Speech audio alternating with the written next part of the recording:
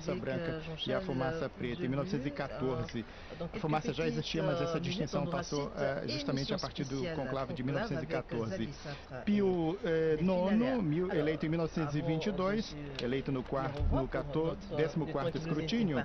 Pio XII, em 1939, no terceiro escrutínio. Já nos aproximamos, digamos, Well, I'm feeling really lucky because I'm working and I can also look at the chimney and follow the count there.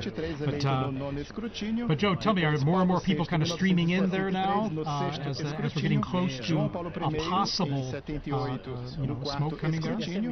O Papa João Paulo II, em 1978, no 8º escrutínio, Bento XVI, em 2005, no 4º escrutínio, e o Papa Francisco, no 5º escrutínio. Filomeno, como alguns podem ter passado a nos acompanhar há poucos minutos, você pediria que você gentilmente fizesse novamente a pergunta aos nossos sacerdotes, para que eles possam responder. Não, é que temos esta ocasião única de ter aqui dois sacerdotes muito jovens. On n'était pas un jour férié hier soir. Le 8 mai n'est pas un jour férié Roma e é a primeira, pelo menos acho. Do you have a good view of the chimney there? I know that the sun starts to go down at this time there behind the basilica, and it's just a little to the left of the chimney there as it starts going down. Mais c'est tellement beau et significatif. Ce moment est tellement beau. On a passé un moment de tristesse absolue. Quero que pensar da herança que ele deixou e disso qual é a vossa perspectiva também. Mais dès le début, on s'était dit que c'était partagé entre. Well, I hope you have some sunglasses there too, because that sun's very strong. It's been strong these days, actually, as we go into the summer here. All right, Joe, anything else you'd like to add before we go back to you a little later? Na diocese de Roma, portanto, mora aqui, e o padre Edson atualmente é estudante, portanto atualmente também mora aqui. Pois não, padre Matheus? On est encore dans le souvenir du pape François, mais on s'apprête, qui reste vivant dans nos cœurs. Évidemment, mais on s'apprête à vivre un moment de joie, l'élection du nouveau pape, et Na eleição do Papa Francisco, eu estava no Brasil. Eu era seminarista no Brasil.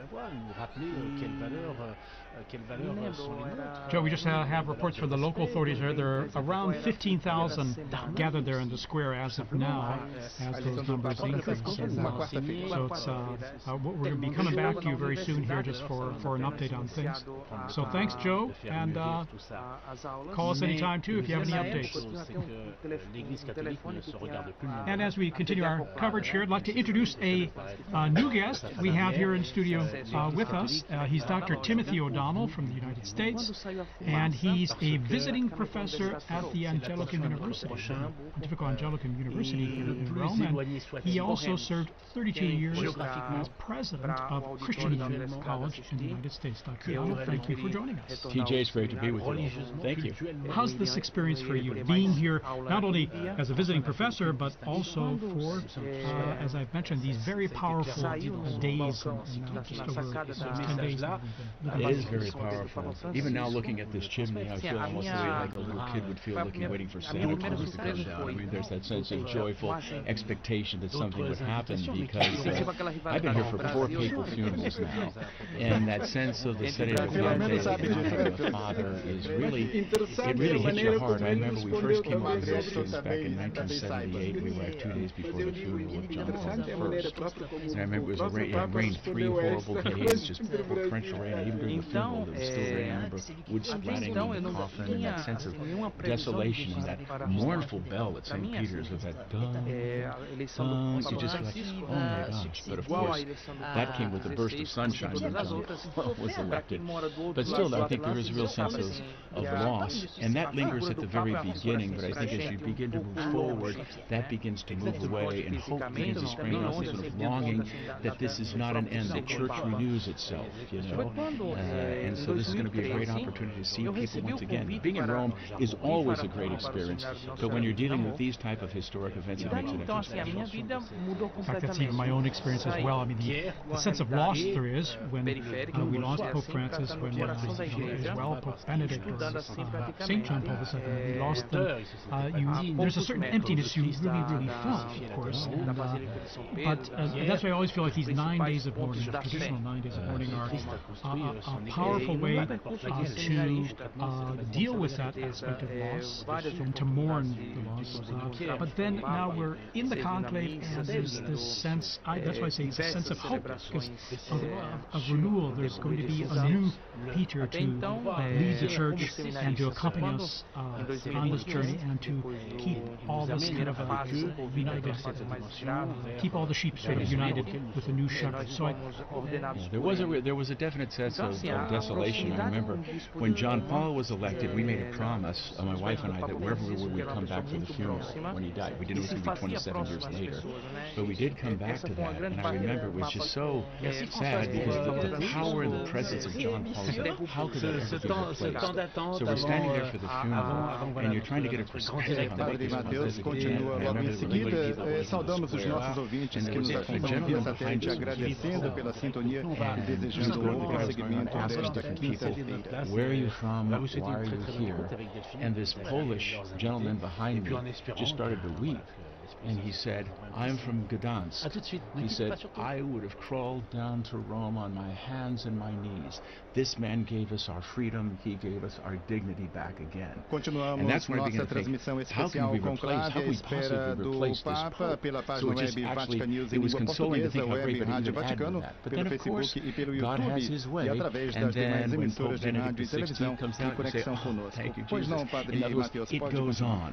And it sort of encapsulates the whole rhythm of life, and I think that's why people are really looking to Rome right now, because everything's sort of a soundbite. We're suffering from sort of like what I think Benedict called a cultural amnesia. We don't remember who we are, we're confused about our identity, and oftentimes we're looking at things and we don't know who we are. But what's happening right now, you see something that is permanent, something that has not changed. Even the antiquity of smoke coming up from a little chimney signifying a transition. People are hungry to know who they are and to understand the meaning of the past. And a lot of times we neglect history nowadays. I think it's something like 75% of college graduates in the United States graduate from college without ever taking a history course. That's devastating. So when you actually see this type of living history, I think people are naturally attracted to that. And that's why I think it is a great time for catechesis to talk about the longevity of the church, the beauty of the church, and the beauty and the richness of these traditions. And Dr. Lev, what would you say in terms of if you had your own students right now and trying to help, especially students maybe who aren't as familiar with the Catholic Church or these how these processes work, how would you contextualize what's happening here to them? I agree with you, Tim. It's such an incredible moment to show the students living history. I mean, one of the things about the Catholic Church that I think maybe we take for granted but is baffling to the rest of the world and incomprehensible at times to students is that the man that we are waiting for will be the 267th Pope in a direct line.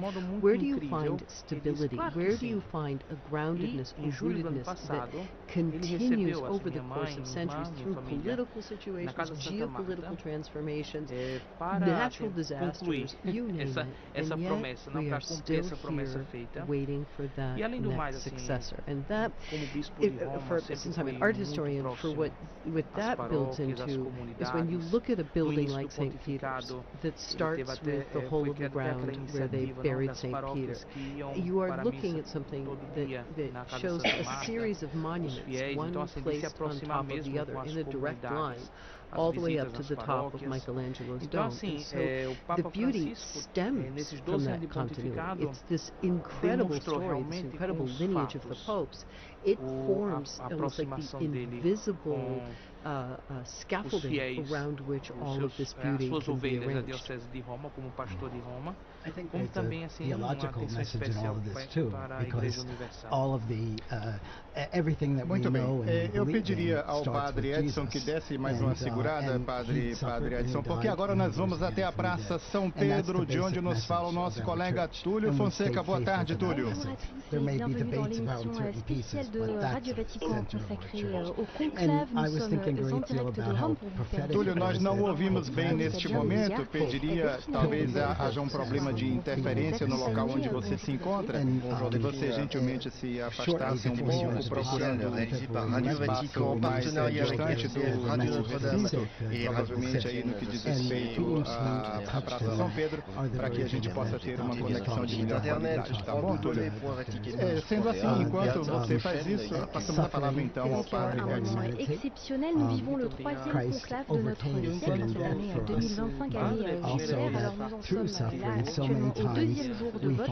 Déjà deux fumées noires, il y a eu 3 tours de scrutin, le quatrième est en cours sous les ordres de la chapelle Sistine, avant un éventuel actuellement.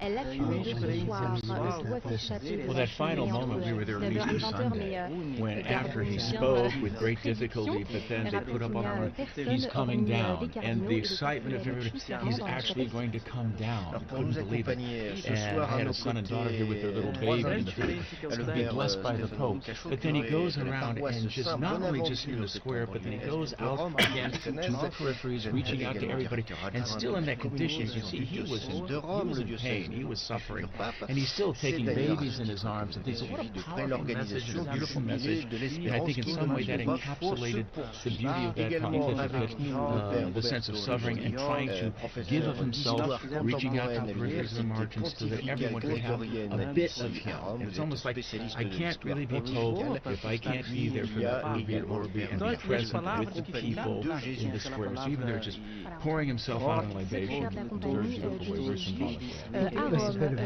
Rome, sans plus attendre, pour Christ. So he brought us back to Christ, and that was the end of this message. I suffered the little children to come to me, and they were still coming to him. This was a beautiful thing. I would imagine, too, in this day and age, too, we're unfortunately marked by so much polarization, so much vitriol, whether social media, whether in the dialogues we have today, they're so divisive, unfortunately, and receive the most attention, not the times when things are working and all that. Would you say that this, what we're seeing here, and what we were talking about just now, the world or many people would look to in some ways, because here we're talking about a message of hope, fundamentally, not of belief, but of hope, but also of being good to one another, of fraternity. Do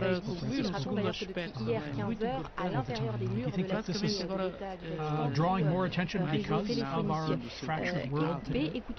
I would say definitely that's the case. Second Vatican Council said very clearly the creator vanishes. No, the creator, we lose sight of the creator, the creature vanishes.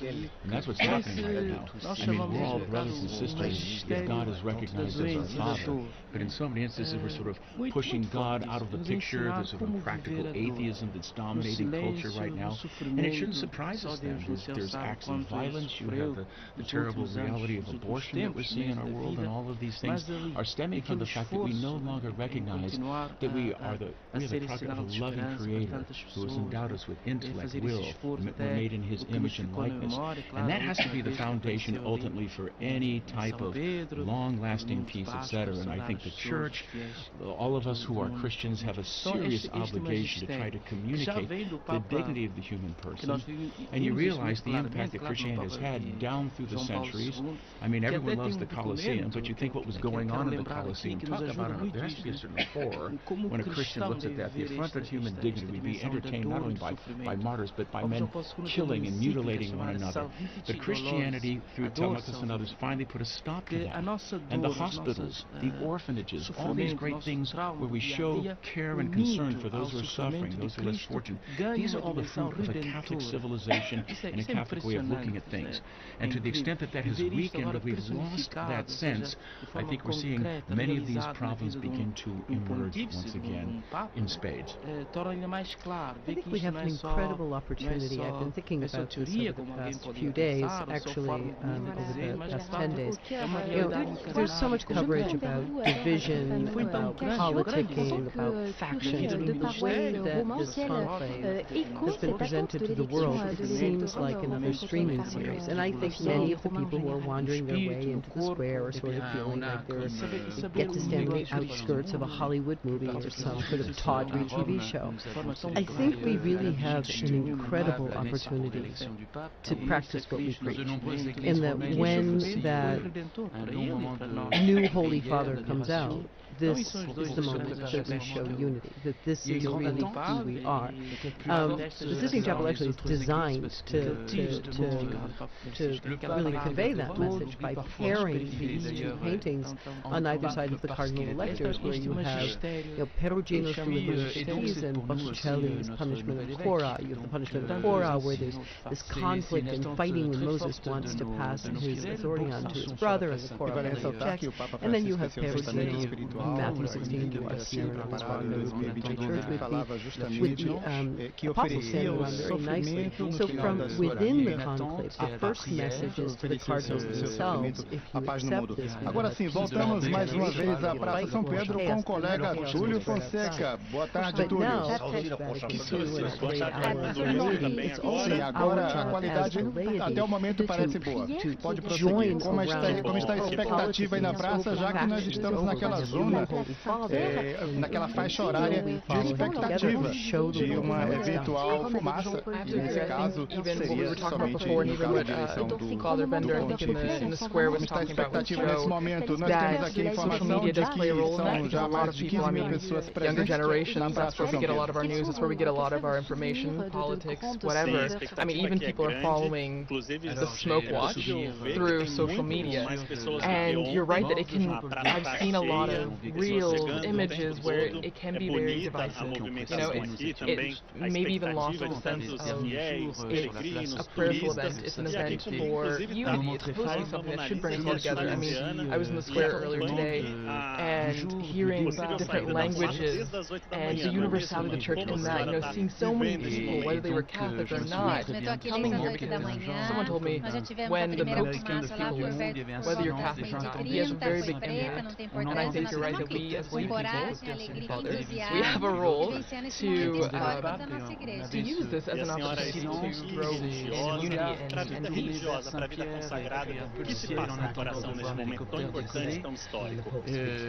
Nosso coração realmente está mil, porque nós, religiosos, fazemos parte uma parte fundamental da igreja. Nós queremos viver onde o Papa, que nós estamos com ele, somos igreja, e com ele queremos caminhar. Muito obrigado pela sua presença e pela sua participação e pela sua fidelidade aqui. Tomar o Brasil, ele já está no nosso Instagram, nos nossos stories, no mundo da famosa e também muito disponível para brings something to the political and the social order that they can't find within themselves, unfortunately. Ok, Túlio, muito obrigado, bom prosseguimento, bom trabalho para você. O padre Mateus queria fazer um acréscimo de ideologies that sometimes are tearing each other apart. And I think the point now where people are really tired of those ideologies. We think about, you know, Russia and Ukraine, the horrible things going on there, what's going on in Gaza, but to have a voice that is able to communicate a higher purpose and say we need to rise and appeal to the better angels ourselves. I mean, this is an important thing, and we really need. So whoever gets elected, I think there will be an outpouring of goodwill. There generally is, and I think it will be a great chance to motivate all of us, because, as Captain of Santa said, he's our sweet Christ on earth. That's the way we should approach this, and rally around him. It could be a great opportunity for us as a church to do what we're supposed to do, bring the message of the gospel and the salvation and the peace, the joy that is really part of that. Magistério do Papa Francisco, do pontificado do Papa Francisco, falando any experiences you want to share? I mean, you've worked in many international forums at the UN, uma igreja de portas abertas, não apenas para acolher, para receber todos, como ele repetiu reiteradas vezes, mas sobretudo para sair ao encontro daquelas realidades de periferias geográficas, sociais e existenciais.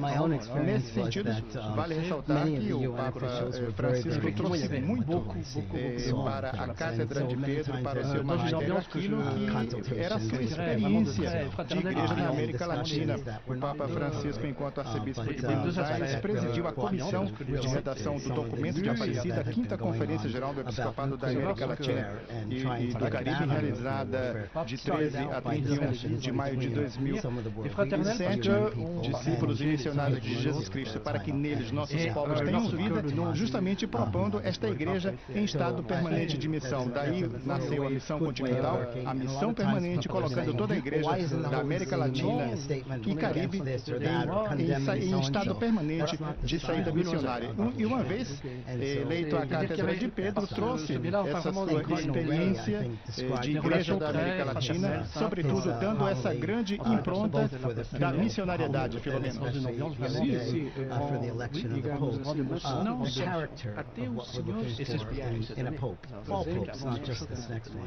But so much he pointed about how this is not only for internal, this is for the whole world. Du monde, la connexion s'est rétablie justement avec notre envoyé spécial sur place, Marine Henriot. Racontez-nous l'atmosphère de cette attente de la fête. How diverse the College of Cardinals and, I mean, the cardinal electors that are in the Sistine Chapel right now as we're waiting for the smoke. I mean, I saw the numbers that I think there's at least 15 countries that have cardinals participating in a conclave for the first time ever, which is such a beautiful thing. I mean, as we're saying, talking about unity and peace and reaching out to people. I mean, that's a legacy or an example of the universality of the Church. I don't know if you guys want to touch on that, but that's just something super unique about this conclave. It is the largest in history, and it's great to. He always talked about going out to peripheries, and even in terms of selections of cardinals, that's what he did. And so I think there'll be definitely a certain richness that we have in this particular conclave, that there are so many different diverse parts of the world, some which may not have been represented within the College of Cardinals before. So that'll be part of, I think, Pope Francis's legacy. And so that's one of the reasons why I think predictions are ridiculous at this time.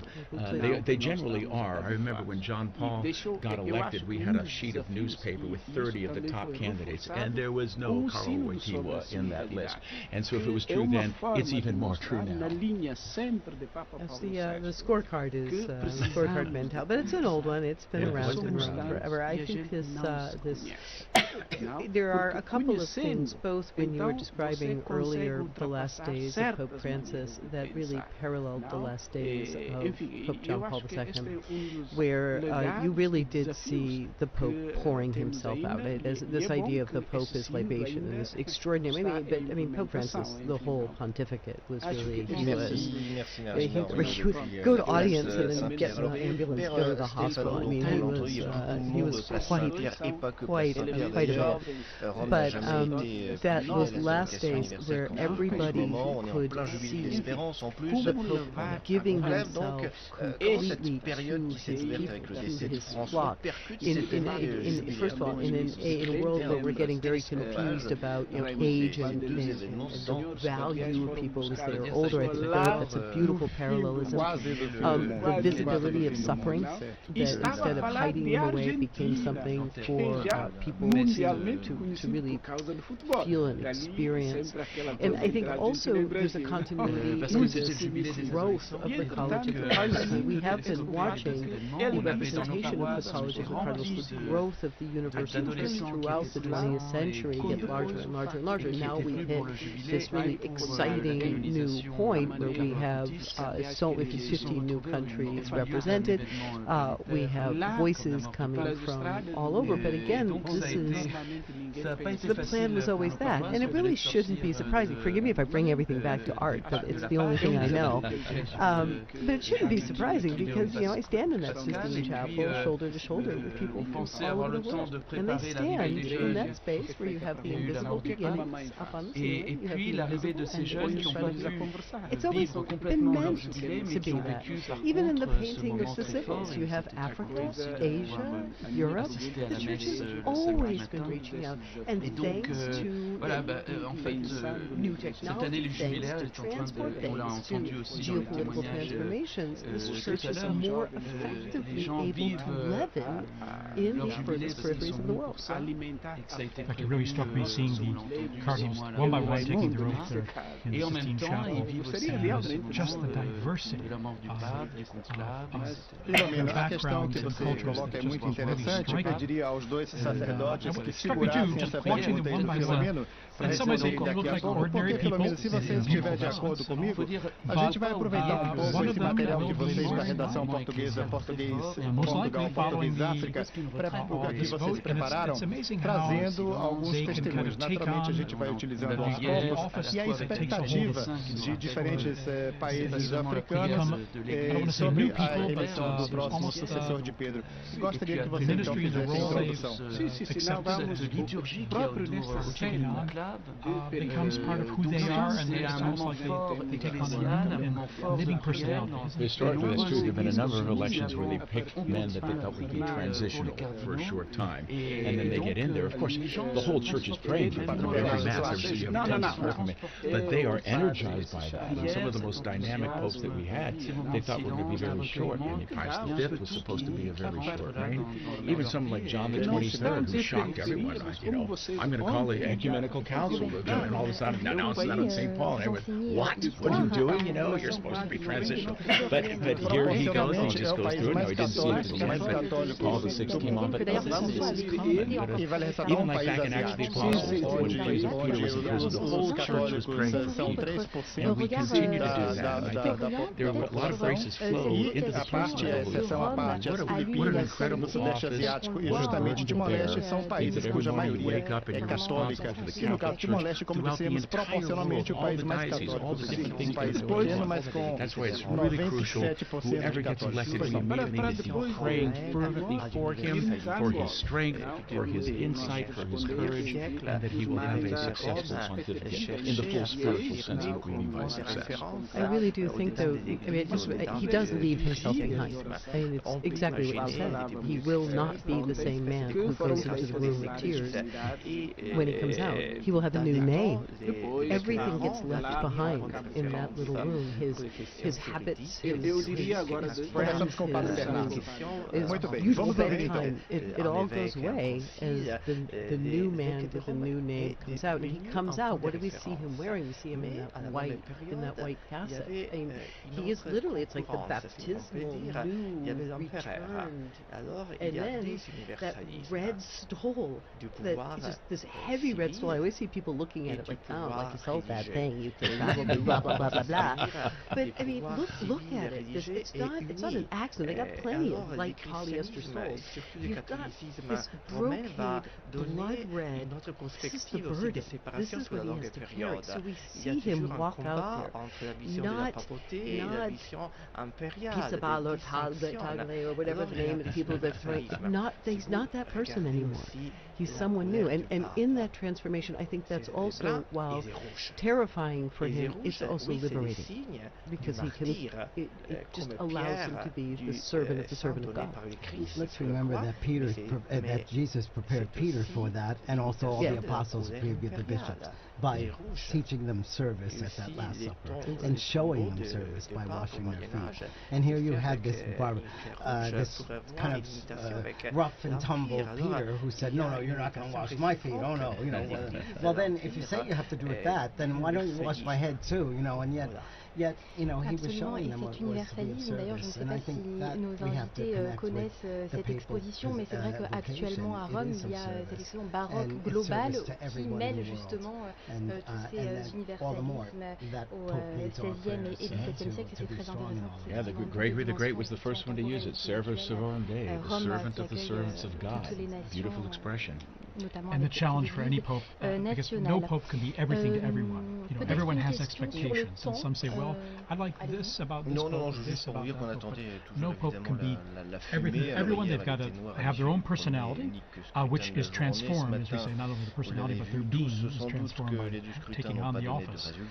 But at the same time, we have to look forward to what their own à l'heure actuelle est peut-être fini ou en retard, on n'en sait rien, c'est bien le problème, parce qu'aucun cardinal n'a obtenu cette majorité des 2 tiers.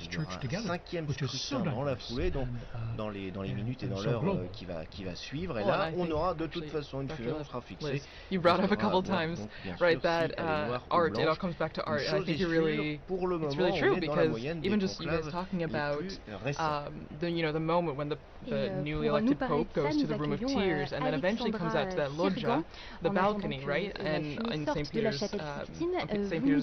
Basilica. And right under that, if I'm not wrong, there's a relief that shows Jesus giving the keys to Peter, which then symbolizes, I mean, the entire thing. He starts his pontificate with that right under him, remembering that that is his call. Those keys are pretty big. They're pretty heavy. Yeah. 4 jours ont été nécessaires pour élire Pie X. Alors on est loin des 3 ans du célèbre conclave de Viterbe de 1268, mais 4 jours c'était long pour l'époque, tout en sachant qu'au début du XXe siècle, les cardinaux ne votaient que 2 fois par jour. Pie X a donc été élu après 7 tours de scrutin, un scrutin qui a duré plus longtemps que d'habitude, car certains des États européens avaient un droit de veto ou droit d'exclusive. L'empereur autrichien François-Joseph avait refusé l'élection du cardinal sicilien Mariano Rampolla, qui était l'ancien secrétaire d'État du Saint-Siège et jugé trop proche de la France. Une fois élu, Pie X abolira ce droit d'exclusive et autre changement qu'il apportera pour les prochains conclaves afin de limiter les risques d'ingérence. Les cardinaux votent désormais 4 fois par jour. C'est pourquoi il faudra 5 jours mais 14 scrutins pour l'élection de Pie XI en 1922, un conclave parmi les plus disputés des 100 dernières années, à l'image de l'Europe divisée pendant l'entre-deux-guerres. Le conclave le plus court de l'histoire donnera juste après, en 1912, justamente dar voz de países diferentes, lusófonos, como fizemos também ontem, né? Agradecemos muito a redação português África, português África, trazendo também os nossos irmãos dos vários países africanos. Temos agora, vamos mais uma vez à Praça São Pedro, dessa vez com a nossa colega Dulce Araújo. Boa tarde, Dulce. The weight of the office itself must en be octobre frightening. So when you think of Il avait the dû attendre tears 8 tours avant d'obtenir la majorité des 2 tiers requis. Cet homme qui a de 27 ans a laissé une trace indélébile dans l'histoire du Vatican. Merci beaucoup Alexandra pour toutes ces précisions. Effectivement, cette durée du conclave voilà, nous intrigue tous et j'en prie as they peer out on the central balcony of St. Peter's Basilica sur la place Saint-Pierre, c'est vrai que what all this entails. I remember the day after Benedict was elected, he met with a group of Germans who had traveled there, and he referred to the whole conclave experience. He said, as the guillotine continued to descend, and I just think, oh my gosh, this poor man. I mean, that's why your heart has to, whoever it is, your heart has to go out, because life is going to be very, very difficult. Very, very difficult change. Like you said, there's going to come a time you will be bound and you will be led where you would not go. And not everyone has been gung-ho wanting to be elected pope. There have been reluctant ones. I think Benedict XVI tried 3 times to step down and retire from the holy office, his work there. John Paul said, Jesus didn't get off the cross, I'm not retiring and you're not either. Dulce, obrigado pela sua participação. Você fique à vontade, pode entrar a hora que você quiser, tá bom, Dulce? Obrigado, bom trabalho para você. Nós tínhamos pedido para segurarem as perguntas, segurarem a pergunta para responderem, só para ressaltar pelo menos aquilo que você dizia antes, a questão da sinodalidade, não? Esse impulso que o Papa Francisco quis dar, ressaltando que o sínodo nasce, tivemos o concílio ecuménico do Vaticano II, convocado por donc cette atmosphère de temps suspendu, dans le sens où suspendu parce que ça veut dire Okay, we're going to take just a brief break here with a little music. We're still under a smoke warning. Okay, there's not a smoke warning yet, but there could be very soon, who knows. So we'll be back with you in just a minute or two here to continue our coverage. And by the way, now 20,000 Na conclusão do concílio, ressaltando que nesse espaço de tempo João 23 veio a falecer, foi eleito o Papa Paulo VI. Before saying goodbye, we just want to also thank Dr. O'Donnell for joining us today, because he's going to be with his students from Christendom College to see whatever smoke comes out. So thank you so much. A joy to be with you. God bless you all. Thank you for the great work you're doing. Para que pudesse haver essa continuação da discussão, chamando pastores do mundo inteiro para discutir aquilo que era a urgência da igreja em cada momento, as suas urgências pastorais, a necessidade de responder a esses problemas. E assim foi certamente uma iniciativa do Papa Paulo VI, que teve a prossecução ao longo dos pontificados que se seguiram, e o Papa Francisco, que propõe assim este caminhar da igreja justamente no signo da sinodalidade. Era só uma observação. O Papa Paulo VI, que deu também esse caráter missionário, como dissemos, de modo particular, celebrando os 10 anos da conclusão do Concílio Ecumênico Vaticano II, com a exortação apostólica Evangelii Nunciandi, aquilo que ressaltávamos quando ele pergunta onde está o vigor da igreja, o seu impulso missionário. E dizia aquela palavra tão bonita que as pessoas ouvem os mestres, mas seguem aqueles que dão o testemunho. Podem ouvir os mestres, mas ouvem aqueles que dão o testemunho. Era só uma complementação àquilo que você falou, não no sentido de que faltasse alguma coisa ao que você tinha colocado, mas no sentido de fazer uma ponderação, uma consideração a isso. Agora sim, pedimos aos sacerdotes que respondam, Filomeno, a pergunta que você colocou para eles. Então, a igreja, o grande desafio para um sacerdote, e acho também para nós, nova geração, este tema da igreja em saída, né? A igreja deve ser, esta de fato é a essência, o centro, né, da igreja. A igreja é por natureza, por si só missionária.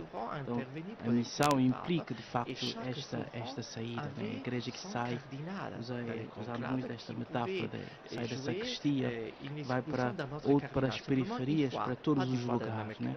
E este saída é um grande desafio. A própria Evangelho Nunciandi, a qual nos referíamos precedentemente, dizia: a igreja ou é missionária ou não é igreja. Então, mas para ela poder sair, ela tem que é um grande desafio também para a igreja, né? Porque eu imagino para nós padres na nossa paróquia, com os nossos fiéis, temos uma linguagem que falamos com os fiéis entendem, os fiéis estão por dentro daquilo que é o viver da igreja. Mas quando a igreja tem que sair, ir lá para o mundo, para quem não fala a mesma linguagem, não tem essas terminologias próprias, né, esses conceitos, vocabulário que nós temos, e propor uma mensagem, a mensagem de Cristo, a mensagem do Evangelho, como sinal, mensagem da redenção, propor uma língua, numa linguagem, uma forma que as pessoas entendem, é um grande desafio. É por isso que é muito mais cômodo, muito mais fácil ficar no meu cantinho, no meu lugar, na minha paróquia, no mundo, do que sair. De fato, nesse sentido, é o grande desafio. Na linguagem, na forma de ser e no entender o mundo, né? Antes de estar ali a propor, a trazer coisas, esse entender. É por isso que fez muito bem este sino sobre a sonoridade, né? Nós na Diocese tivemos anos e tal a escutar, a escuta. A igreja escuta, é um grande desafio para a igreja. Ouvir. Primeira atitude nesta igreja de saída, ouvir, escutar, sentir o pulsar do mundo, as preocupações, os anseios, e ter uma linguagem que corresponda, que vá também, e que seja perceptível, compreensível para este mundo. Que não é uma linguagem nossa, que só nós entendemos, mas uma linguagem que o mundo After that wonderful little music break, we have information that the numbers in the square continue to rise. And just looking back, I want to think about where we were the last conclave, or the last couple of conclaves, because as we were talking about before, times have changed, but the smoke remains the same, the chimney remains the same. But do you guys all remember where you were, let's say for the conclave that elected John Paul II? Maybe people remember Benedict XVI, but John Paul II, I was not born yet, so I just have no memories. In 1978, I was an age that was not good at outward contemplation. It was much more into perhaps who was in those days the pop band. I just sort of found out at school. Also, to the social media questions, these were things that the information was not as instantaneous. I mean, it really was sitting at the edge of your seat. There was something going on in Rome, in Chestnut Hill, Massachusetts. I still had my homework and had to go home and go to soccer practice, all the different things.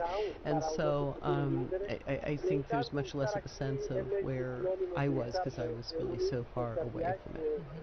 I was going to say, we take for granted today instant communication, instant everything. And I find difficulty sometimes trying to say, well, what was it like before we had that sort of instant communication, high-res, super high-res, instant images and so. Des 133 cardinaux électeurs, aucun n'a pour l'instant été élu pape. Ce midi, une nouvelle fumée noire s'est échappée de la chapelle Sixtine devant les regards de plusieurs milliers de fidèles réunis sur la place Saint-Pierre. Certains attendent encore. Nous irons les rejoindre dès le début de ce journal. L'Église qui porte les électeurs dans leur prière afin qu'ils sachent être les instruments de Dieu, donner à l'Église un successeur à Pierre. Nous aurons l'évêque d'Abbeville en Côte d'Ivoire, Monseigneur Toibi. Et puis enfin, tous les fidèles, selon leur parcours de vie, leur terre d'appartenance, leur cœur, formulent l'espoir d'un pape qui sache les confirmer dans la foi, renforcer l'unité. Nous irons en Syrie. Monseigneur Jacques Mourad nous confiera son espérance. Clinical records and things like that when one of the young children who was with us Bonsoir à tous. Ils n'ont aucun contact avec le monde depuis hier en début d'après-midi, enfermés après l'extra omnes en conclave. 133 cardinaux votent en ce moment même dans la chapelle Sixtine pour la 26e fois, témoins silencieux de cette élection devant Dieu et inspirés par l'Esprit pour donner à l'Église un 266e successeur à Pierre. Ils procèdent à leur deuxième session de vote de la journée après la fumée noire de 11h50 ce matin. 2 votes sont prévus loin de la frénésie du monde, des milliers de caméras braquées sur la cheminée, mais conscients de la prière des fidèles. Pour certains, ils sont par milliers. Place Saint-Pierre devenue le centre névralgique de cette attente. Une place Saint-Pierre où converge la foule petit à petit. Bonsoir Marie-Laure. Alors, racontez-nous tous ces fidèles qui sont en train d'affluer vers la place Saint-Pierre.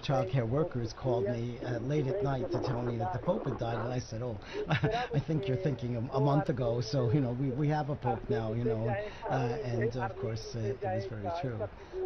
And then it was when John Paul II was elected that I was telling this story. Yes. Well, and so we'll go back deep into the archives of Vatican Radio, and we'll look at a conclave that none of us, I think, were around for. But before we do that, we want to say a special thank you to Dr. Liz Lev for being here and sharing such amazing insight into art history, and how that plays a role in the conclave even today. Well, it's been really great to be here. I mean, in a certain sense, you guys are the nerve center of it all. So it's an honor, actually, to be able to sit here and, of course, to really have the possibility to talk in a way that it's much harder. We do our best out there I think there's a whole squad of us out there trying to do our best in the secular media, but to really be able to talk about what it means to be the servant of God, what it means for Peter to have died here, what it means for these cardinals. I mean, it's so nice to be able to really talk about the true weight and importance of prayer and how we must pray for the Pope. So thank you for really, it's like a cleanse to come here. I'm ready to go back out and face questions about whether or not this conclave is like the movie. Yeah. Oh yeah. The hot topic of the day. At the same time, I often think sometimes the movie or even other media productions can offer an opportunity to say, okay, yeah, you saw that, you read that book, but in reality, this is how things unfolded in history. So sometimes I'd like to look at it as like, okay, we can use it as an opportunity to say, well, it's not exactly that way, but at the same time, some elements are true, some are not, but this is how it works. And it's created, certainly helped generate interest, I would say, and so I guess we have to So, returning to the question of art one last time, that is the joy of the Catholic imagination. The Catholic imagination can see through to the potential of almost anything. And so, even though the story, Merci Marie Noriot en direct de la place Saint-Pierre. Une troisième fumée est attendue ce soir. Sera-t-elle noire ou tant de personnes l'attendent blanche, signe de l'élection d'un pape? Pour cela, il faudra qu'un cardinal obtienne les 2/3 des suffrages, soit 89 voix. Une fumée noire, 3 votes et tout dans la moyenne. En 2013, le pape François avait été désigné par ses pairs après 5 scrutins au 2e jour de vote. Benoît XVI en 2005 après 4 tours. Seul Pie XII, l'ancien secrétaire du pape Chili, avait été élu après seulement 3 tours de scrutin. C'était en 1939. Mais la moyenne au XXe siècle est bien de 8 scrutins et de 4 jours. Bref, une école de patience, d'abandon et de sérénité, espère-t-on. Ce soir, la fumée est attendue aux alentours de 19h30. En cas de fumée noire, eh bien, une 3e journée de conclave se déroulera demain vendredi, suivant le même programme que celle d'aujourd'hui, avec donc 2 votes par demi-journée.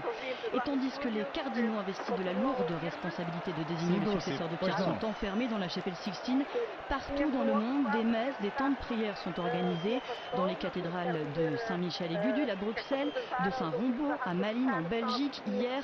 Que ces jours si décisifs soient pour vous des jours de grâce, tel est le souhait des évêques de France adressés aux cardinaux, compris dans les diocèses de la Réunion ou en Haïti, car l'essentiel est maintenant de demeurer en prière afin que Dieu nous révèle son choix à l'issue du conclave.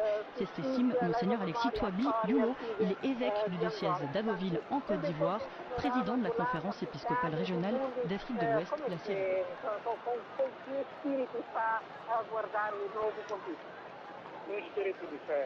No espírito de fé, porque sabemos nós que o novo Papa é uma graça de Deus que não abandona o seu povo. Por isso, através do seu Espírito Santo, nos permite que aquele que é um dos homens que está entre nós seja a sua representação, aquele que vai guiar a sua comunidade na esperança de que um dia seremos todos e participaremos de alguma forma do banquete celeste. Então, o ideal do Espírito é de fé, porque é um novo pastor que nos está vindo, um pastor que queremos recebê-lo com toda a alegria, tal como recebeu Jesus Cristo na entrada principal. Você tem algum candidato preferido? Que parte do mundo gostaria que fosse, tendo em conta ao mesmo tempo a globalização, o mundo globalizado em que vivemos com as diversas problemáticas que temos, em particular do continente africano e da área da expressão oficial portuguesa? Eu acho que de alguma forma as ideologias que se dividem, a Igreja nos une. Então nós esperamos simplesmente por um pastor que nos dá o Espírito Santo, o Espírito que age sempre na perfeição, que quer dizer que aquele que nos vai dar é alguém que ele vai iluminar, que ainda que humano será uma pessoa que poderá fazer. Monseigneur Touabi, interrogé par Françoise Niamen. Et déjà certains se préparent en Suisse, par exemple. La conférence des évêques a invité toutes les paroisses à sonner les cloches des églises pendant 10 minutes en l'honneur du pape élu au moment même où il se présentera à la loggia de la basilique Saint-Pierre. Le moment venu, demandons à pouvoir accueillir avec joie le pasteur nouvellement élu de l'Église universelle, a lancé pour sa part le président de la conférence des églises catholiques du Canada. Et puis, comme lors des congrégations générales, chacun vit ce moment décisif de l'Église avec espérance. Parmi les attentes des églises locales vis-à-vis du prochain pape, eh bien, nous partons ce soir en Syrie, pays qui se relève avec peine de la guerre civile et des années de dictature. La Syrie qui est en quelque sorte représentée dans ce conclave à travers le cardinal Mario Zenari, nonce apostolique dans le pays depuis 2008 pour l'archevêque syro-catholique de Nice. In St. Peter's Square now, so we will come back and it looks to be white. We have a pope. cette This nouvelle is va good. être This is incredible news here, coming up here on 6:08 p.m. here in Rome at the Vatican, and we have white smoke streaming out on the chimney, and we hear the crowds applauding. As you can see, we've got the camera work down there. This is amazing. Here we are. And celebrating this special moment. There was a brief moment where we were a little unsure, but it is confirmed it is white smoke. We have white smoke here. Smoke warning. A smoke warning, you're no longer watching.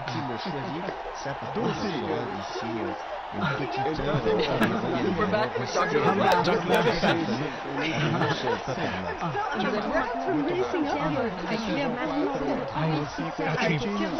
Surprised as well, because given the complexity of the reality we were talking about and the many issues and the diversity, here we are. Look at our drone footage there. We're just cruising over the roof of the Sistine Chapel. The bells are ringing. It is 100% white smoke. And the crowds are, where's the hat? And that smoke just scared away our seagulls there. The whole family there that was just relaxing on the Sistine Chapel roof there. But actually, as you mentioned at the beginning, TJ, it seemed like they did know. They came back just for the white smoke. Indeed. In fact, maybe they were giving us a kind of a secret bit of information that they knew that we didn't know. But here we are.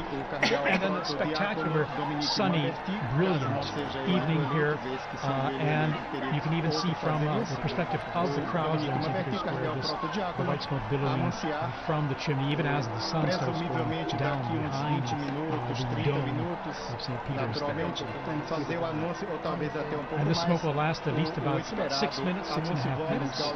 And the light breeze there in the square, we can see it billowing down towards the square. And we've got now basically about 45 minutes to at least an hour at least before the new Pope, just elected, to greet everyone. And so there's huge anticipation of that. The successor of St. Peter's. And I mean, as we were talking about before, you see the crowds filling the squares, but also the different people who have come. I mean, you can see the flags waving, people smiling. It's a big sign of the United Catholic Church, and also just how supportive people are in the sense of being here for this moment. And now we're going to have an invasion of Romans. They're going to be coming in. It's only natural and normal. I mean, we live here. So those who can will be. Of course, he's their bishop. And so they're going to be streaming into the square now. It's going to be filling up. Et c'est donc au cardinal Parolin, en qualité de doyen des cardinaux évêques électeurs, qu'est revenue la tâche de présider le conclave. C'est donc lui qui vient de poser la question fatidique à l'élu, à moins qu'il ne dise lui-même, mais en tout cas c'est le cardinal Fernando Filari qui lui a posé la question, rappelant que si on n'est pas évêque,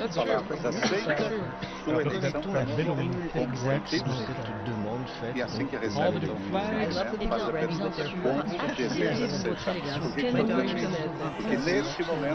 Quelle je vous épargnerai le latin qui est chez moi très mauvais. Puis, de quel nom voulez-vous être appelé?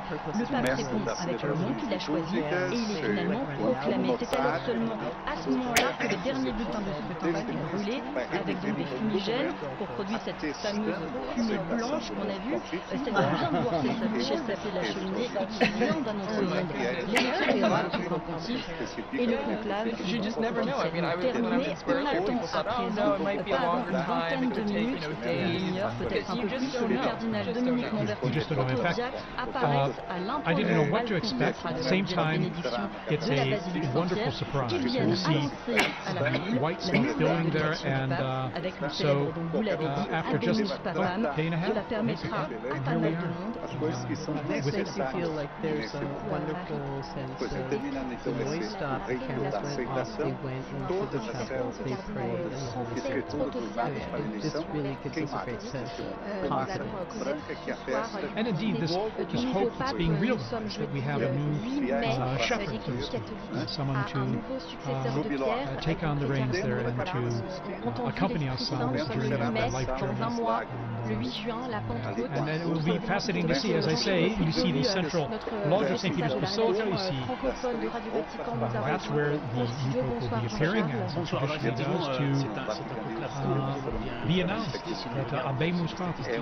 We have a pope, and then the big surprise will be as he proceeds towards the central lodge and see who the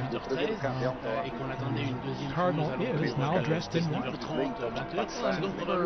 Many people, they might be thinking, okay, why is there this long wait, as you mentioned, that is, why is there this long wait in between when we see the white smoke and when the new pope comes out to the loggia? And it's because there's a process that's going on right now. There is a very long process which will be over the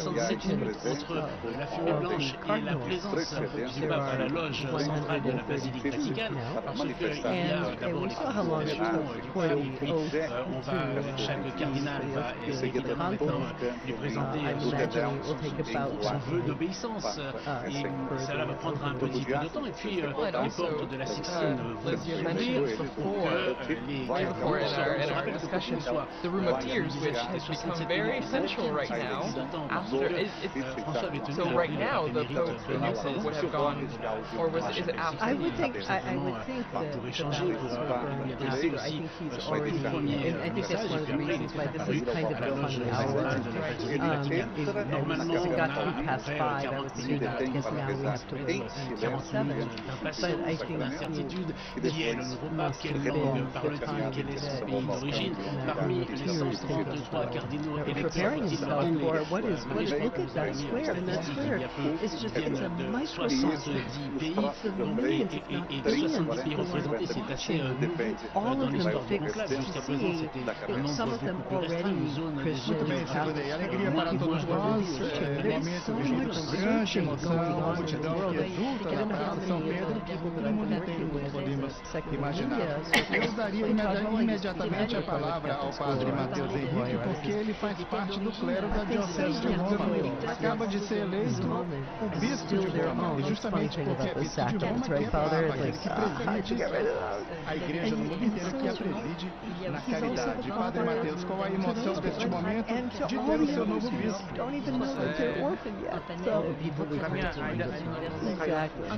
And there's also a real life meaning going on in the room of tears as well, because probably the tailors were very busy adjusting one of those cassets to Oh, and don't forget the barber. They keep a barber back there just in case he needs like a shave and a trim or something, because like some of them show up scruffy for the conclave, they're not expecting it. Also sworn to secrecy. So these are incredible moments. And what a surprise, we were sending out that report on looking at history, and here we are, the smoke billowing out, waiting now to see who the new pope will be. We had just heard in that archive interview, I remember where I was when Roncalli was elected, and now we all remember where we were at that moment when this new pope was elected. We were seeing these flags from South Korea, from Spain, from everywhere, from Serbia, from Croatia. It's amazing to see.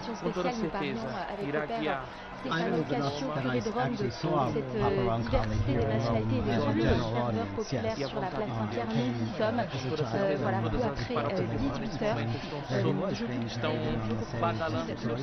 And he really was the smile.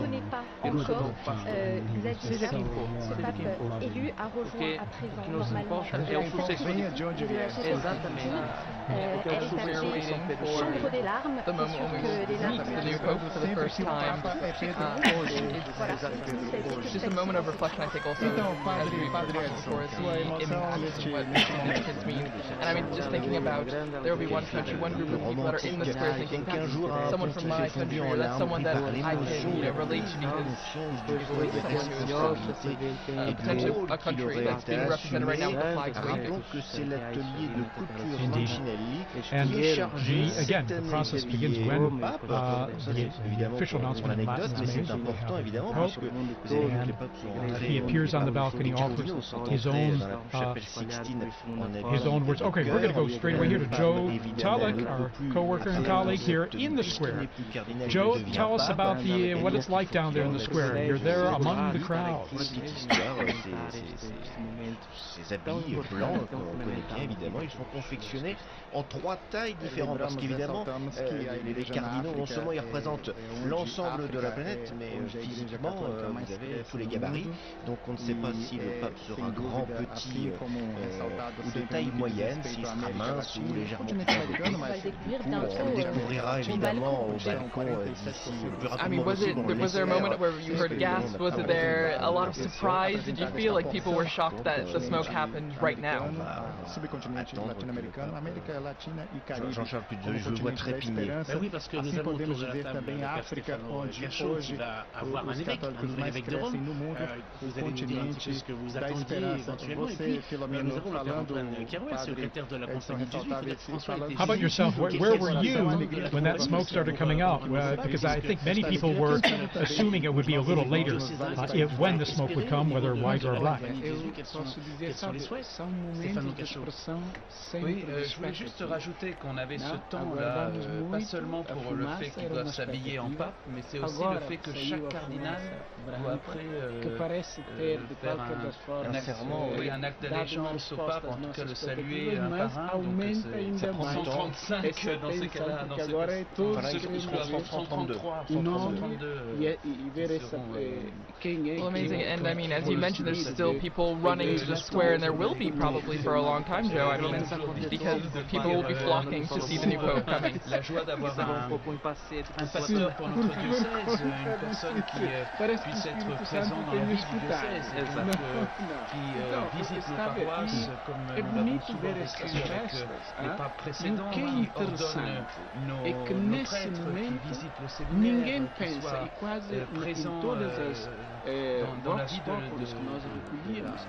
para as pessoas, por exemplo, em Angola, em Cabo Verde, etc., para todos, o importante não era de onde é, de que cor de pele é. Não, que depois, talvez, a partir de amanhã, vamos recomeçar a tomar de novo, não? Mas que seja pastor de todos. Isso, então isso já te dá. Beautiful. And our camera work here, we were just zooming in on that balcony from where the new pope will appear. Joe, tell us about, I mean, when you're explaining to people in the square, what's next, what's going to happen? I'm sure people are asking you, so what happens when folks who elected Você diz, não, vale a pena ainda continuar a lutar por esses valores, porque há alguém lá que a encarnação ainda na Terra, que vale a pena lutar por esses ideais. Eu acho que é isso que é interessante e é isso que está a saber ali, a própria Praça São Pedro representa essa igreja minúscula, não?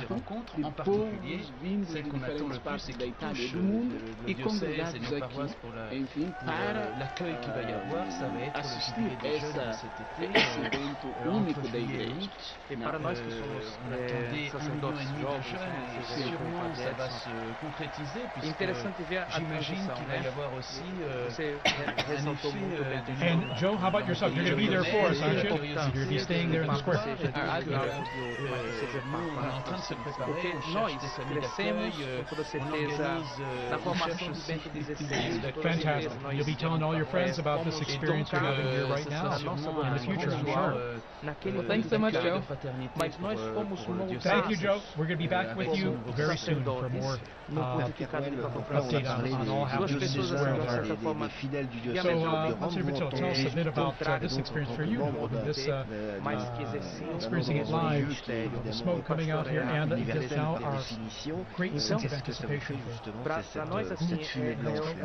Well, it's just such a privilege to be here in Rome at this time, but also I probably felt closest to Pope Francis because I've served him in different ways, both as in my work at Caritas in Internationalis, and then also at the Secretary General of the International Catholic Migration Commission.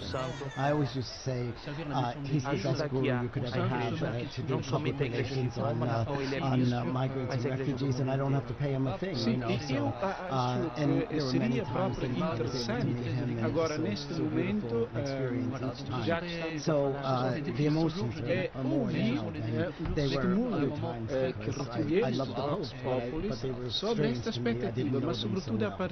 I met Pope John Paul II a couple times, but not as closely as working with Pope Francis. It's wonderful, it's exciting, and then it's a real privilege to be here at Vatican Radio and to have been part of our smoke watching together. It's now smoke warning, of course. So, and a severe smoke warning, white smoke, that makes it even more severe, so to speak, but it's severe good news, I like to joke and say, but... I think it's going to be very nice. I'm very happy that I was here, and just when I was walking out the door, and I just thought, I don't want to be alone in this moment. Yes. This is a moment of ecclesia. This is the moment of people gathered together. I'm going to run back upstairs and knock on the door and say, I'm so happy to be able to share this moment, and I love this view of the square and all of these people who are gathering together in really a tremendous sense of rejoicing. This is after our 9 days of mourning, after the shock of Pope Francis's death. We are rejoicing again, and that is very lovely for a beautiful, beautiful day in Rome. Yeah, stunning. Actually, perfect weather, and I like to jokingly call this kind of weather severe good weather. It's just wonderful. It's sunny and brilliant, and of course, I remember in 2013, Pope Francis was elected. It was during the evening, it was dark out, and it was still rather cold, wet, and rainy. And the sun set later, but still it was illuminated with the lighting in the square, and now they even improved lighting in the basilica. Stunning, the square and the facade, how they've renewed the lighting, but then it was illuminated by all the phones being held up and all. But here we have the brilliant sunlight illuminating all the people there in the square and growing in number. And now, Dr. Lev, tell us a bit about, I was thinking, the central loggia of the basilica there, and even the history behind it of the popes appearing from that loggia, from that balcony, and giving their most solemn blessing, Urbi et Orbi, which the new pope will impart after he greets the crowds there, that solemn blessing to the city, in Latin, to the city and the world. Which is that's the first task. That's his first act, is to impart this blessing, because after all, he is the Pontifex Maximus. He is the bridge between heaven and earth. So today we'll see him in the facade of St. Peter's. And that facade, which was built in beautiful construction by Carlo Maderno from 1612, but even in some of the buildings in Rome you might not recognize actually have a loggia of benediction. So there's a sort of strange side transept on St. John Lateran, because when the popes lived over there, that was where the pope would come out for the Urbi et Orbi blessing. Or even the church of San Marco in Piazza Venezia, where Pope Paul II lived. He also had a loggia of the benedictions placed into his house/church/ because the popes weren't officially living in the Vatican. And then even what it means to have the Pope on that balcony. If we were in the early 20th century, the first conclaves of the 20th century, there was no Pope on the balcony, because during the so-called Roman question, after the unification of Italy in 1870, during those conclaves, while the newly formed Italian state and the ousted papal state confined within the walls of the Vatican, their tensions between the two of them meant that they would hold the conclave, send out some smoke, but you had to wait in order to, you would not see the Pope appear in the square. And so when Pius XI appeared in that loggia, it was already a statement that things were about to change. So it's a very, very, very exciting moment. I remember, I think it was 2005, all the cardinals, when they first started to have lots and lots of cardinals, they were all trying to fit out on those openings of the balcony, and you were kind of looking at a couple of them like, that looks a little precarious. Yes. So let's hope they've worked out the placement, the placement out on the balconies this time. Absolutely. Here we're seeing a long shot there, and crowds coming down the main avenue via la Conciliazione. There are security checks, of course, which is one reason that the crowds may kind of trickle in more than be running into the square. Unfortunately, that's, I mean, it's absolutely necessary nowadays. So sure, you could see them coming from the security now. So there's a metal check and all, so we have to ensure the safety and security there in the square. So. Well, and as we're seeing all this jubilation and excitement, sadly, we have to say goodbye to I'm like those sports stars. They keep quitting and then coming back. I mean, you'll probably see me back in like another 15 minutes. Yeah, you are welcome to come back. Or a bit like a seagull coming around the chimney. I really like the sports star comparison better, but I'll hand it down. Thank you so much once again. I'm so happy we got to share this moment. Thank you for being here with us. As Liz mentioned before, you know, when we were talking about what is happening now, what takes so long. I mean, according to John Paul II, I believe, his Apostolic Constitution, right, University Dominici Gregis, there's a process that's happening, and it starts with the rite of acceptance, which already happens, because that's what we know when the white smoke, the Pope, the man that was elected, had to say yes. Exactly, so isn't that, I mean, it's beautiful, right? We always talk about free will in the Catholic Church. He could say no, but it means that whoever we will see on the loggia has said yes to it. And as you can hear, the crowds are coming, and we see the pontifical band there coming out, and the Swiss Guards, of course. There's always a traditional salute of the Vatican hymn or anthem to celebrate the occasion. It's part of the festivity of it, and we hear they're playing already and coming out there all in full uniform. Well, it's special. It's special too because, you know, these last more than 2 weeks, we've had the Swiss Guards were present for certain things, but now they have a Pope once again that they are protecting. That is their role, that is their mission, right? To be where the Pope is and to protect him. And so this is extra special because now we see them coming out again to the piazza because we will have a Pope. Yes. You know, I live with 21 other priests in a residence, so all of us work in the Curia, and we've been sharing at breakfast how hard it is in the morning when we're celebrating Mass, and there's always a prayer in the canon of the Mass for the Pope, and you know, we now have to skip over that, and it's like your tongue doesn't stop, you know. So now we can pray once again for the Pope as well. Exactly. Well, our predecessor popes can pray for us as well. Exactly. Intercede in ways. That I'm sure. We hope and pray for sure. So again, the bands here will be coming in and playing the anthems, the hymns when the new Pope appears, just like assim ouvimos os dois protagonistas, a Filomena e Évora, que são dois membros ativos da comunidade cristiana aqui de Roma, que manifestaram a sua alegria e as suas expectativas também. O tipo de Papa que agora já sabemos que foi eleito, mas que ainda estamos à espera de saber quem é, ver o rosto deste Papa. E, portanto, as pessoas fazem questão de mostrar mais uma vez o exemplo que nos vem desta everyone in the square will be praying around the world, all of you watching and listening from home. You join in prayer as well for this moment. You can be sure even the new Pope hears all this in the background. Para continuar nesta linha, vamos ouvir também alguma coisa, uma reflexão bem bonita feita pela irmã Rocha, que é também oriunita, ela é da congregação oriunita, e que enfim nos diz também algumas Francisco e expectativas também. It must be a sign of, I mean, they must feel encouraged hearing the cheers, the music, because this is a big moment for anyone, and then to come out into the loggia and see thousands upon thousands thousands of people. I mean, if public speaking is not your thing, that would be very intimidating. And so to hear the support of the band and the people clapping and cheering must be extra special for that person. Absolutely, a huge encouragement as well, apart from the weight of the office and accepting and realizing the challenge, the immense challenge des bandes militaires, des fanfares, responsibility, but encouraged by what is the fanfare we're seeing and hearing in St. Peter's Square. And as I mentioned, the crowds are filtering in. Going through their security check before that, but the square is slowly filling up there with people coming in last minute to be here. De joie romaine, qu'est-ce que vous voyez de ce qui se passe en ce moment sur la place? Je vois l'enthousiasme And so we see in the blue there the gendarmes, the Vatican gendarmes and the band they have there. J'imagine que là les gens sont en train de...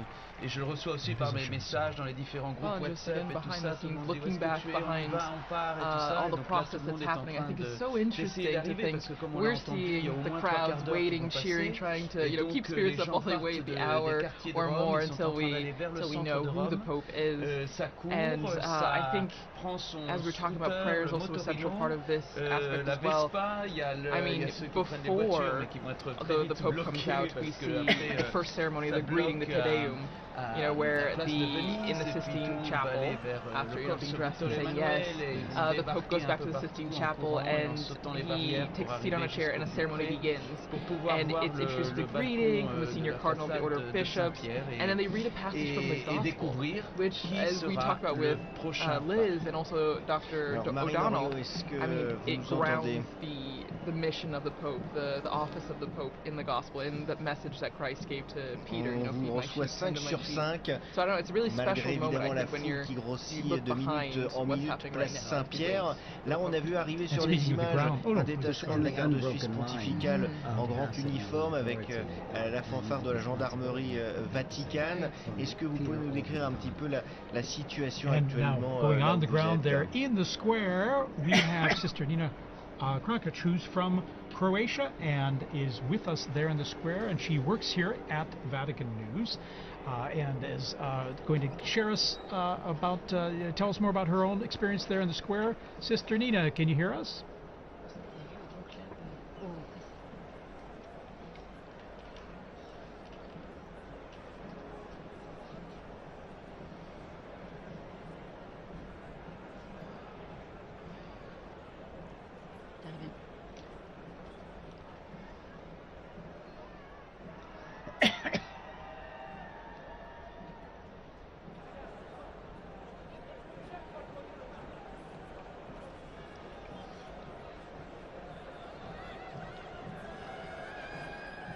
Sister Nina, you must have run out of the building there to get there in the square, because I mentioned the crowds coming in now there's got to be some bottleneck there, isn't there?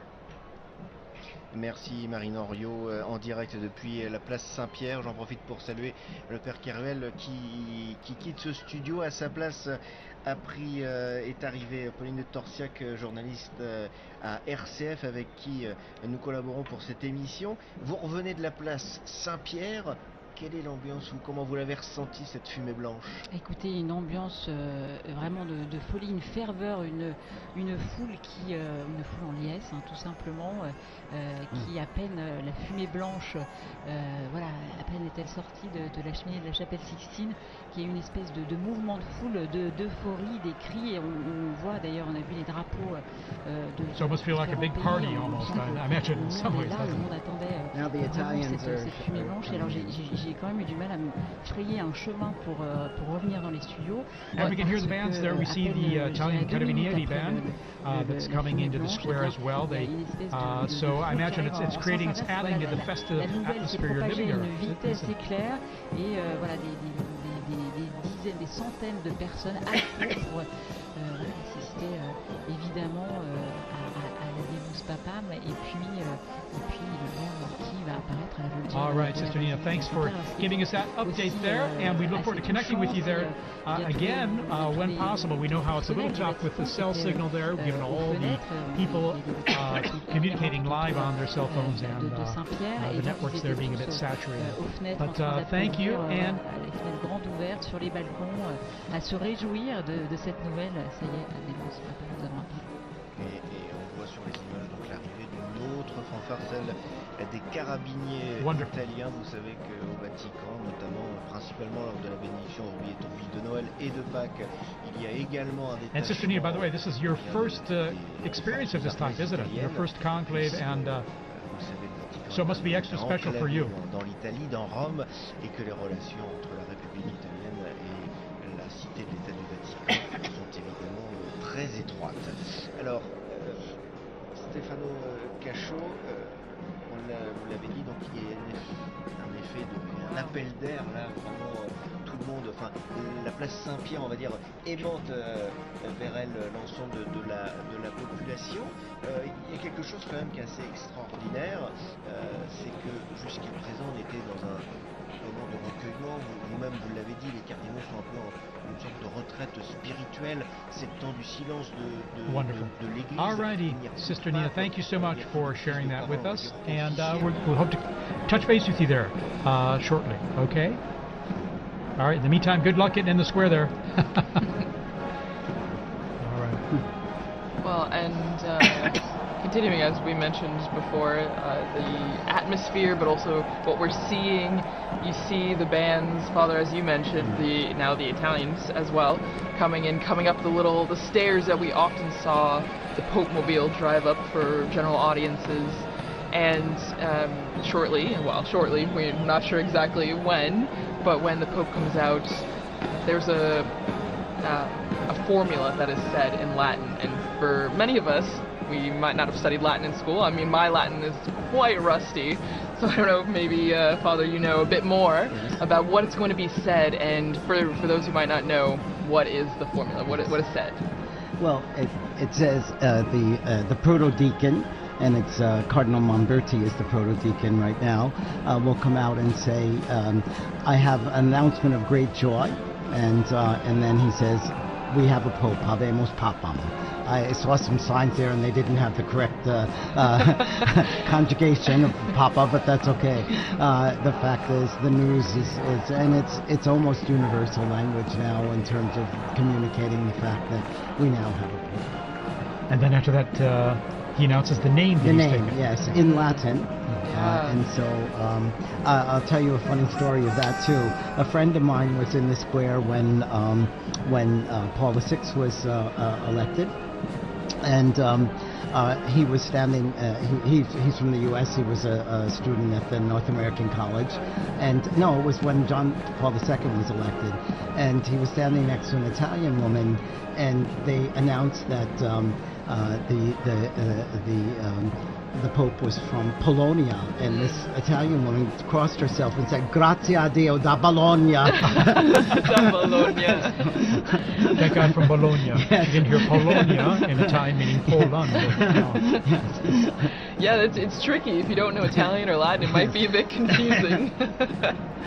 But no, it's extra special, and as you mentioned, I mean, I remember watching with some of my colleagues here at the start of this week some of the compilations from the Habemus Papams that we have video or audio of, which is only in the last, just over 100 years that we have video, and it's been really interesting because whether you know Latin or not, you know that phrase and you know what it means, and so it's a big signal to a new chapter in the church. And I'm thinking that the last announcement was by Cardinal Jean-Louis Turon, whom I worked with a great deal, and he made that announcement, and it was so good. And he's gone home to heaven, but I'm sure he's now rejoicing once again tonight.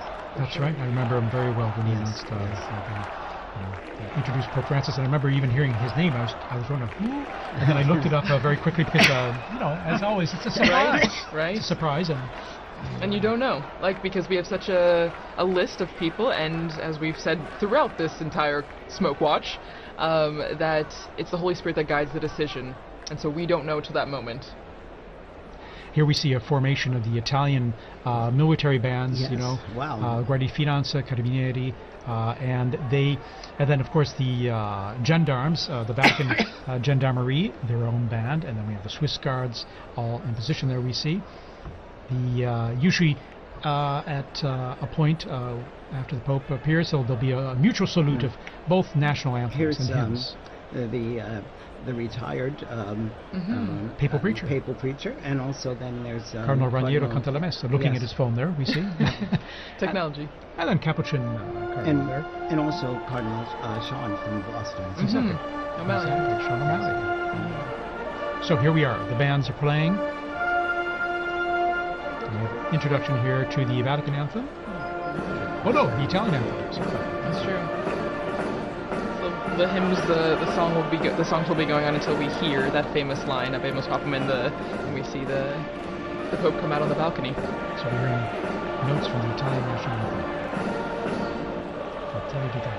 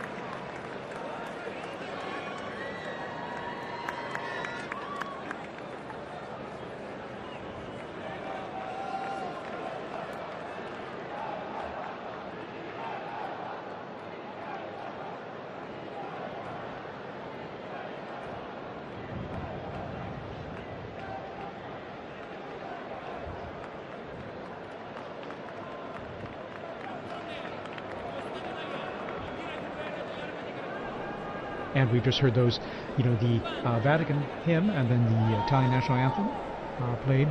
Mutual salute between the two groups of bands. And now the mutual salute and greeting of both. This is just like when we see at Easter and at Christmas, the Urbi et Orbi. During the Urbi et Orbi, when the Pope gives his blessing to the city and to the world. And before that, his Christmas or Easter message. So the bands are lined up there as we await the curtains to be pulled back there from the central loggia of St. Peter's Basilica there. And even though the Holy See is a separate country, it's important for Italy to be involved in this too, because he's also the Bishop of Rome. So it's his flock is in Rome as well. Actually, just now taking off my headphones to hear some of the ambient sound, you could hear kind of the craziness that's going on outside. You could hear helicopters, ambulances, fire trucks, everything. And so, I mean, even at the end of Via Conciliazione, where we are, you can hear the excitement and the festivities are happening outside. Monsignor, I think some of that chimney smoke has gotten to me, yes. There's a lot of pollen in there, yeah, so definitely. It's allergy time here as we head into summer. But what a stunning view there. We have the sun just going down behind the facade of St. Peter's. It's always stunning, when it comes time to sunset there with the facade facing east, but then when you're looking at the basilica and the sun going down behind it, it's always so beautiful. So beautiful, yeah. But everybody's eyes are on this. Yeah, everybody's looking up, waiting for the doors to open and then the white curtains to be pulled back. Well, and there's actually a story about what's happening right now. Again, the Room of Tears, the Pope, the new Pope getting dressed. And we know that there are 3 sizes of the white cassocks because you don't know who's going to be elected, but you have to be prepared. And actually one of our colleagues, Christopher Wells, who was on this morning actually on the Smoke Watch, was talking about Pope John the 23rd, and he was... That's a letter. Yes. And actually, since it didn't fit, they had to tie it like a medical garment. Exactly. And so it's a funny little anecdote to just remember that, I mean, no one knows, and so everyone's prepared, but that's what's going on right now. They're trying on the garments, they're seeing what's fitting. And of course they have different sizes available to start with, but sometimes they might need adjusting depending. Exactly. We're all made in God's image and likeness in different sizes. So there you go. See all those flags representing the different nations present. Also, it is the Jubilee of Hope, and so we have pilgrims here for Jubilee events over these days as well. I think I read about 15,000 for currently in Rome just for the Jubilee themed events. For pilgrimages that were organized well ahead of time. Well, and we're hearing from our producer, Francesca Merlo, that they're looking outside our building, and as I mentioned, there's helicopters, but they're blocking off the roads, and that's what Liz was mentioning too, that people are stopping, and they're just trying to get to the square as fast as they can. So it's a moment of organized chaos a bit in the square and around the Vatican. We have reports that there are people literally running to get into the square. And they will eventually, as they go through the checks and controls there. They do an extraordinary job of the crowd control as well, with these many people coming into St. Peter's Square and avoiding any potential problems or issues due to that. So. Well, and that is, you have to think that, I mean, maybe everything has a purpose, right? Everything has a reason, because we have this time in between the white smoke and the Habemus Papam, maybe also for everyone to get to the square. It's a dual-edged sword.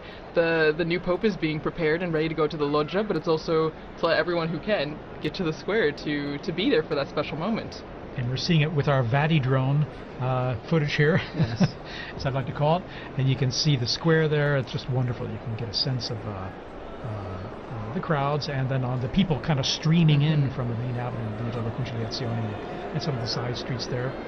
Talking about the universality of the church, I just got a message from a UN official in Gaza who's listening to this transmission, and so you could see how connected people are, and how grateful they are to be able to hear Vatican news as well. Yeah, of course.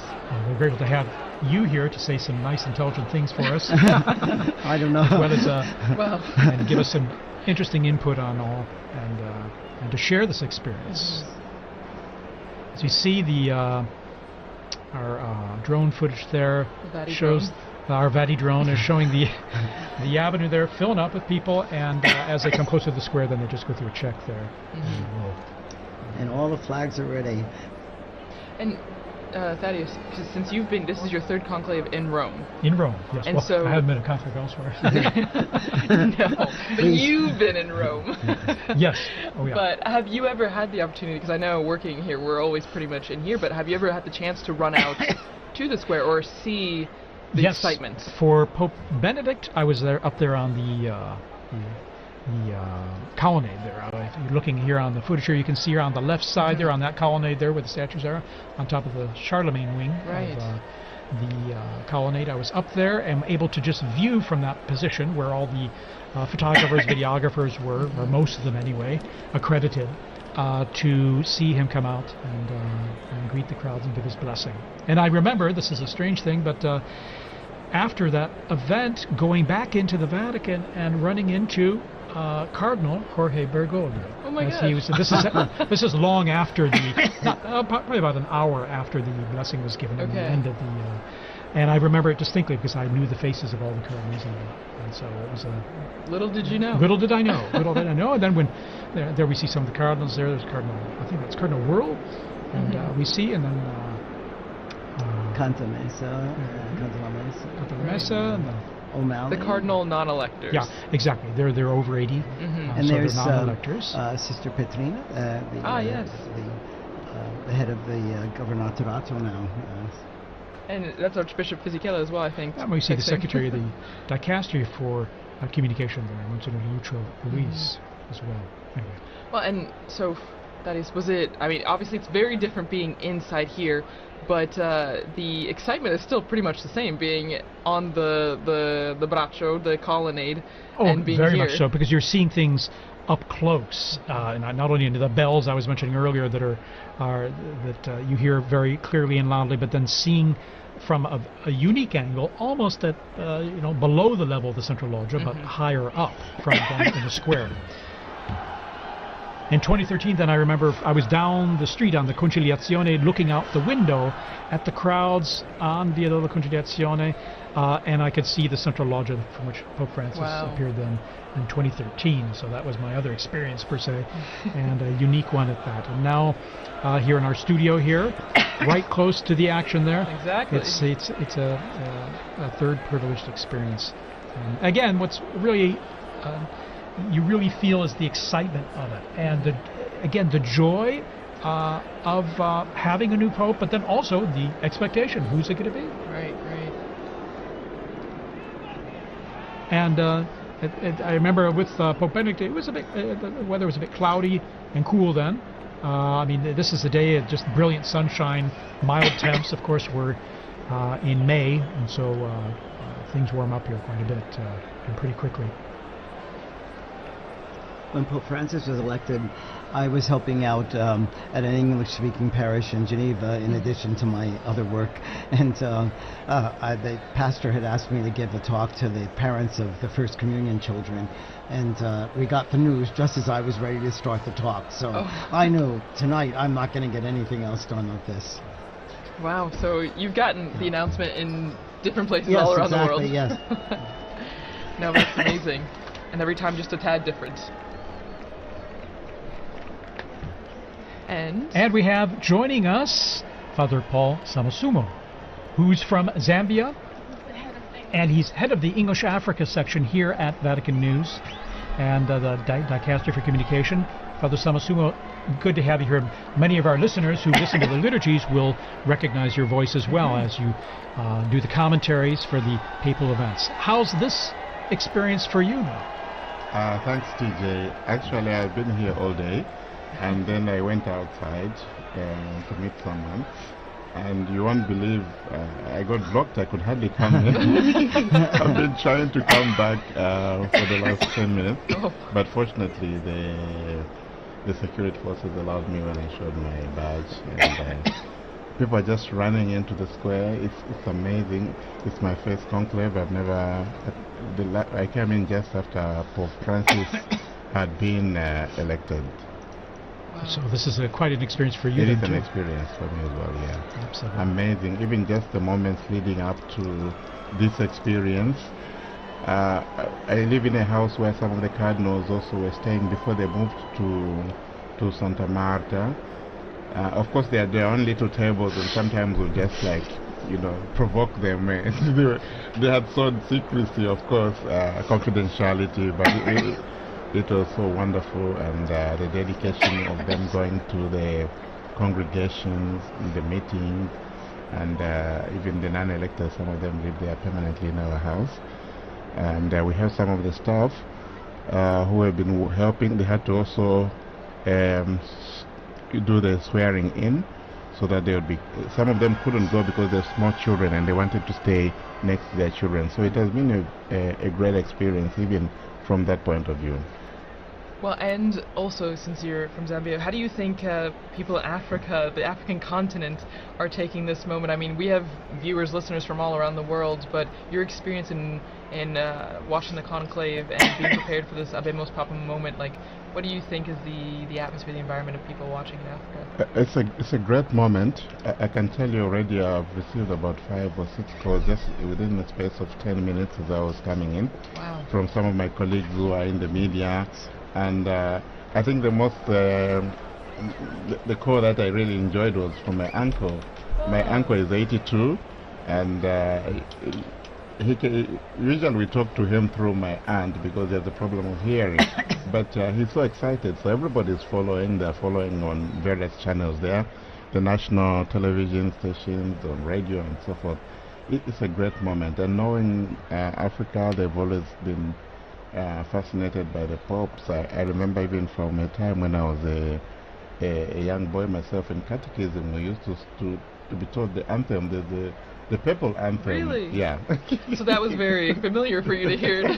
Not this one, but that old one that was translated in our languages. Oh, wonderful! Translated in your language. Yes. Yeah. In your language or languages? Exactly. And what are your languages, by the way? Well, I'm from Zambia, and Zambia has 72 languages. Oh my goodness.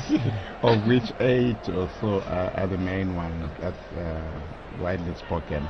English is the official language, so you can get by with that.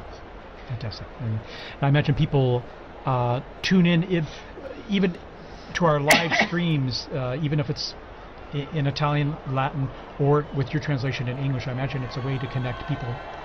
Tune in the same, even if they don't understand what's being said. It is, and some directors of some of our Catholic radio stations. I'll give you an example. In Kenya alone, there are about 11 Catholic radio stations. Wow. So they've been asking, what time is the smoke? Why are we having the smoke? Yeah.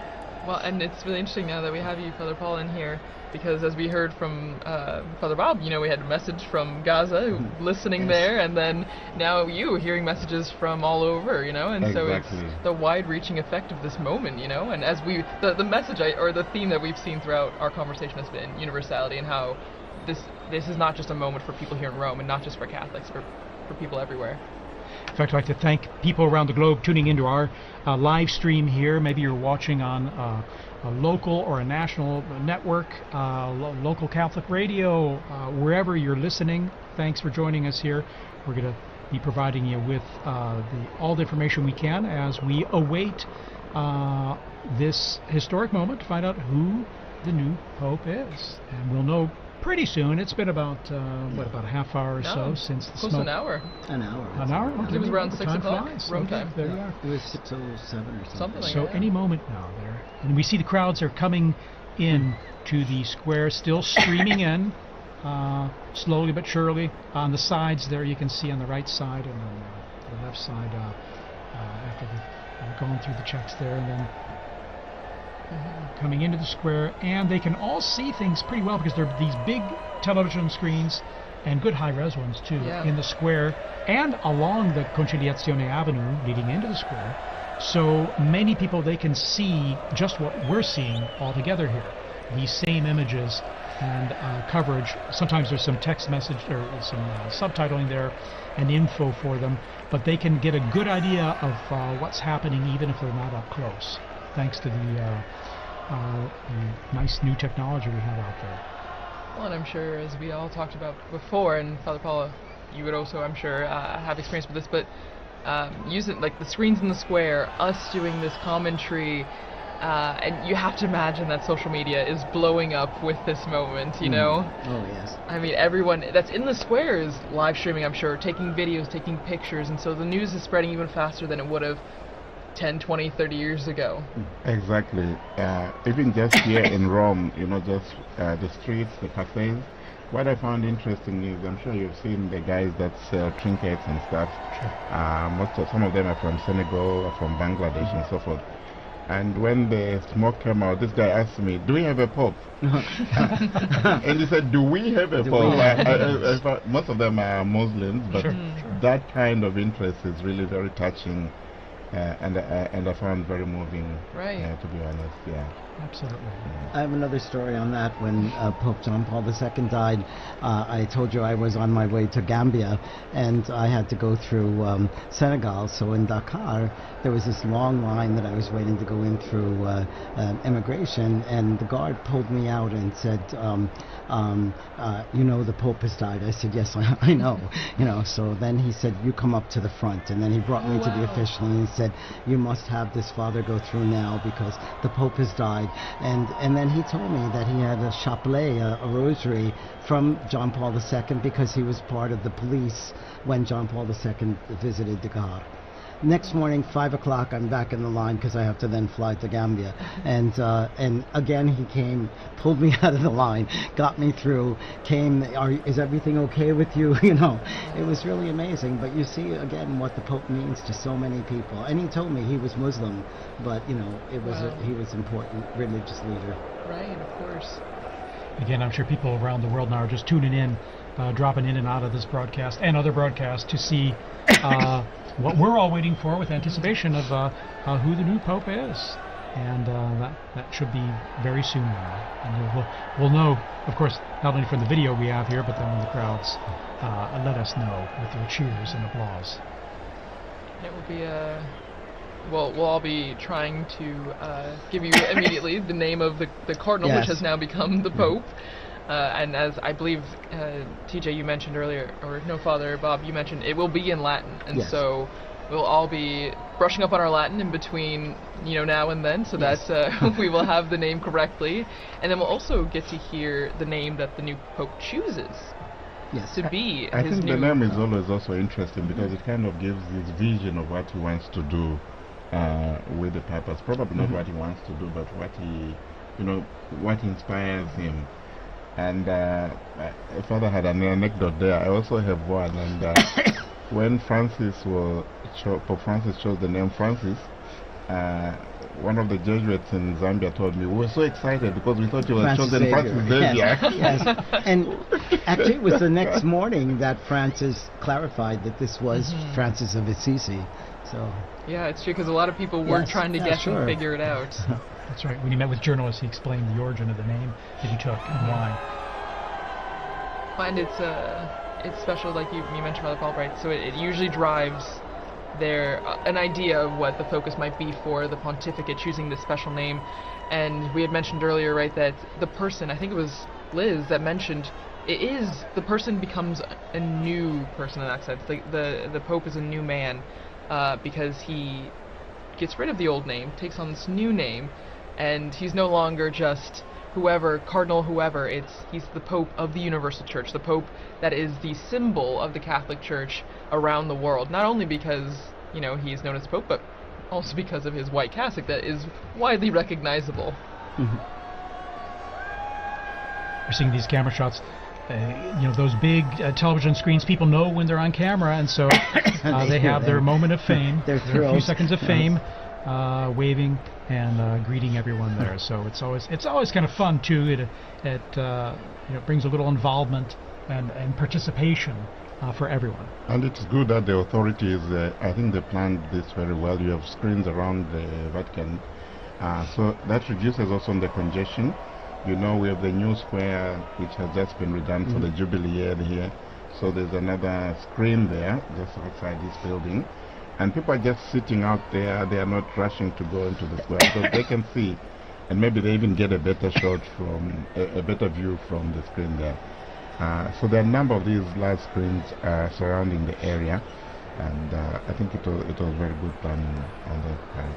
Yeah, wonderful, in fact. And then even just the organization, I'm always impressed with the organization, crowd organization, how people are led into these areas to assure that they can get in. It might take a little time, but then also